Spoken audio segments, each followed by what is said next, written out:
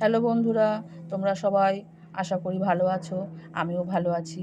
সকালবেলা রান্না করতে বসে গেছি। শিমগুলোকে ভালো করে ধুয়ে নিলাম। এবার দেখো আমি কি বানাচ্ছি। আশা করি তোমাদের সবার পছন্দ হবে। আমি গোটা গোটা রসুনগুলো ভেজে নিচ্ছি, তার সাথে একটা গোটা পেঁয়াজ এর সাথে লাল লাল করে ভেজে নিচ্ছি। ভেজে নিয়ে এটাকে দুটো লঙ্কা দিচ্ছি। যেহেতু লঙ্কাগুলো প্রচণ্ড ঝাল তাই আমি দুটোই দিলাম। দিয়ে অর্ধেক টমেটো আমি ভেজে নিচ্ছি নুন হলুদ দিয়ে। ভেজে এর সাথে তুলে নেবো পেঁয়াজের সাথে।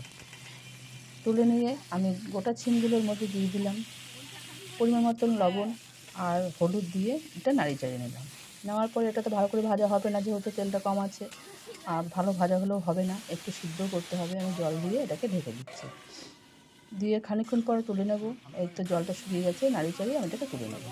নেওয়ার পরে এটাকে আমি শিলে বেটে নেব। শিলে বাটলে খুব ভালো হয়, একটু খুব মিহি করে বাটবো না। আর তার সাথে ধনেপাতা কুচিয়ে দিলাম।